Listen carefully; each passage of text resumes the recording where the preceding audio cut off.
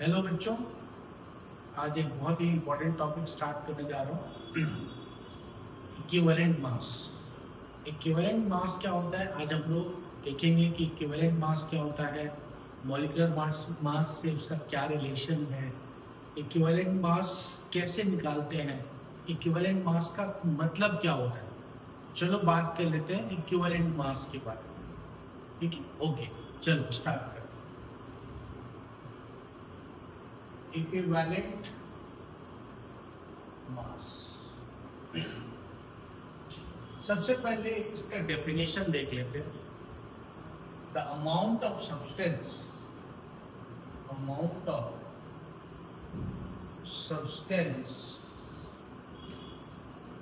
which combine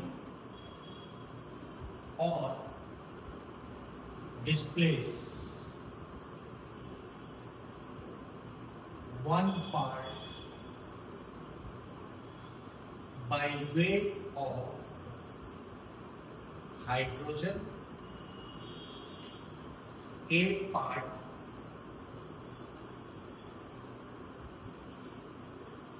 by weight of oxygen,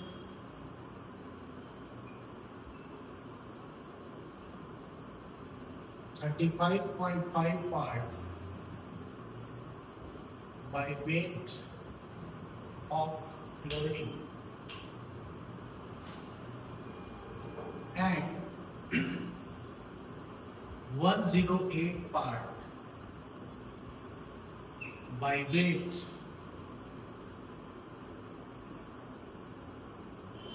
of silver। तो कहने का क्या मतलब, डेफिनेशन से देख के आप घबरा गए होंगे, बट घबराने की जरूरत नहीं है, बहुत ही सिंपल है। हमने बेस किसको लिया है, हाइड्रोजन को लिया है, हाइड्रोजन का 1 पार्ट लेना है, और या अगर हम ऑक्सीजन से कंपेयर करें तो 8 part by weight of oxygen, and अगर क्लोरीन के रिस्पेक्ट में हम बात करें तो 35.5 part by weight of chlorine and 108 part by weight of silver. तो देखो, जैसे मान लो कि सपोज H2O है, H2O के अंदर 2 ग्राम हाइड्रोजन है और 16 ग्राम ऑक्सीजन।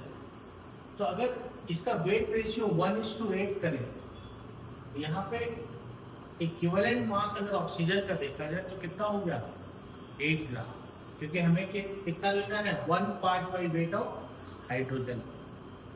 इसी तरह अगर हम अमोनिया के लिए देखें तो अमोनिया में देखो हाइड्रोजन कितना है, 3 पार्ट, और नाइट्रोजन कितना है, 14 पार्ट। 14:3 का रेशियो। हमें हमेशा हाइड्रोजन को कितना रखना है, 1 पार्ट रखना है। मीन्स ये कितना हो जाएगा, 14/3। 3 से इसको डिवाइड करोगे तो 1 आ जाएगा, इसको भी हमें 3 से डिवाइड करना। तो इक्विवेलेंट मास NH3 के केस में नाइट्रोजन का क्या हो गया, 14/3। इसी तरह अगर हम AlCl3 की बात करें, AlCl3 में अगर हम एल्यूमिनियम का इक्विवेलेंट मास निकालते हैं तो अपने पास क्लोरीन का होता है 35.5, 3 क्लोरीन है तो इंटू 3 कर दो, और एल्यूमिनियम कितना होता है, 27। ठीक है, तो हमें एल्यूमिनियम 27 होता है एल्यूमिनियम का एटॉमिक मास, हम लोग जानते हैं। अभी क्लोरीन के बारे में देखो, क्लोरीन कितना लेना है, 35.5 पार्ट। तो यहाँ पे 3 से डिवाइड कर दो तो ये कितना हो जाएगा, 35.5। तो अगर इसको 3 से डिवाइड करोगे तो इसको भी 3 से डिवाइड करोगे तो ये आ जाएगा 9 ग्राम। मीन्स इस कंपाउंड में, एल्यूमिनियम क्लोराइड में, एल्यूमिनियम का इक्विवेलेंट मास क्या हो गया, 9 ग्राम। बट ये तो हम मान लो हाइड्रोजन के रिस्पेक्ट में, क्लोरीन के रिस्पेक्ट में इक्विवेलेंट मास निकाला है। बट कोई ऐसा मेथड है क्या जो इतना हमें सोचना ना पड़े, डायरेक्ट फॉर्मूला से काम हो जाए? तो देखो हम लोग क्या करेंगे, equivalent mass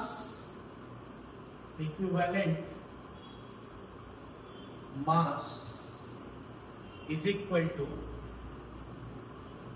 molecular mass upon n factor.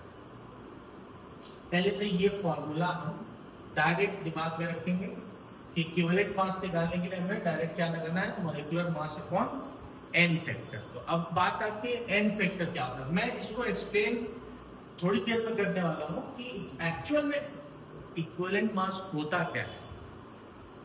Equivalent mass कहने का मतलब है कि कोई भी एलिमेंट जब कंबाइन कर रहा हो कोई कंपाउंड बनाने के लिए या कोई केमिकल रिएक्शन हो रहा हो, जरूरी नहीं है कि दोनों एलिमेंट का वेट बराबर लिया जाए।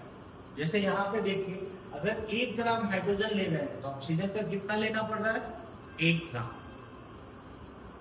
ठीक है कि नहीं?